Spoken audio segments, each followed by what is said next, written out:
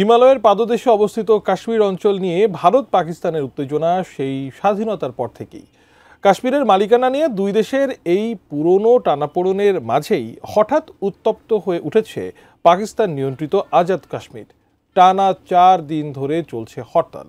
কিন্তু কি কারণে এই অস্থিরতা, বিক্ষোভকারীদের দাবি কি, এ নিয়ে বিস্তারিত থাকছে শিহাব ইসলামের ডেস্ক রিপোর্টে। অস্থির সময় চলছে পাকিস্তান শাসিত আজাদ কাশ্মীরে। টানা হরতাল, রক্তক্ষয়ী সংঘর্ষ, ইন্টারনেট ও মোবাইল সংযোগ বন্ধ, সব মিলিয়ে পুরো অঞ্চল যেন অচল হয়ে পড়েছে। গত 29 সেপ্টেম্বর থেকে শুরু হওয়া এই বিক্ষোভের নেতৃত্ব দিচ্ছেন শওকত নওয়াজ মীর, যিনি জম্মু কাশ্মীর জয়েন্ট আওয়ামী অ্যাকশন কমিটির সমন্বয়ক। এই ক্ষোভ নতুন নয়। 2023 সালের মে মাসে প্রথমবার জনরোষ বড় আকারে দেখা দেয়। এরপর আগস্টে তার রূপ নেয় সংগঠিত আন্দোলনে। তখন গঠিত হয় জেএএসি, যা স্থানীয় ব্যবসায়ী, সামাজিক সংগঠন ও রাজনৈতিক প্রতিনিধিদের নিয়ে গঠিত একটি জোট। আমি বুঝি নির্মাণের শিল্প, সালাম স্টিল বোঝে ডিউরেবিলিটি। সালাম স্টিল, মোস্ট ডিউরেবল স্টিল। আল জাজিরার তথ্যমতে 4 দিন ব্যাপী এই হরতালে অন্তত 15 জনের প্রাণ গেছে, যাদের মধ্যে 3 জন পুলিশ সদস্যও আছেন। এছাড়া আহত হয়েছেন বহু মানুষ। এই আন্দোলনের মূল কেন্দ্র মুজাফফরবাদ, যার কারণে পুরো শহরের বাজার, গণপরিবহন, এমনকি শিক্ষা প্রতিষ্ঠানও বন্ধ।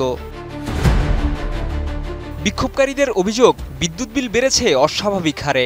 একই সঙ্গে ময়দার কৃত্রিম সংকট, গমের দুরবস্থা এবং প্রশাসনের অপচয়ের প্রতিবাদে তারা রাস্তায় নেমেছেন। জেএএসি সম্প্রতি 38 দফার একটি দাবিপত্র দিয়েছে সরকারের কাছে।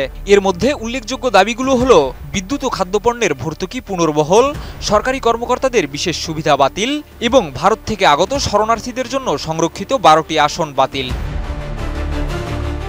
জেএএসির এক নেতা বলেন, আমরা সাধারণত জনগণের জন্য লড়ছি। সরকার বলছিল কমিশন গঠন করবে, কিন্তু প্রতিশ্রুতি রক্ষা করেনি। আমাদের দাবি ন্যায্য। তবে অঞ্চলটির অর্থমন্ত্রী আব্দুল মজিদ খান জানিয়েছেন, অধিকাংশ দাবির বিষয়ে সরকার সম্মত হলেও 2টি বিষয় নিয়ে বিতর্ক এখনও চলছে: শরণার্থী আসন ও শাসক শ্রেণীর সুবিধা। তিনি বলেন, এক রাতে সবকিছু সম্ভব নয়, আলোচনার মাধ্যমেই সমাধান চাই। তিনি আরও জানান, সরকারি রাজস্ব খুবই কম, করদাতা মাত্র 5000-এর মতো, অথচ জনগণ সর্বোচ্চ সুবিধা দাবি করছে।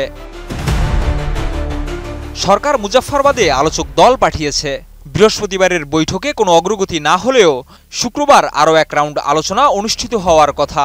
যদিও ইন্টারনেট, মোবাইল সংযোগ এখনও বন্ধ রয়েছে, সরকার বলছে পরিস্থিতি উন্নতি হলেই এসব চালু করা হবে।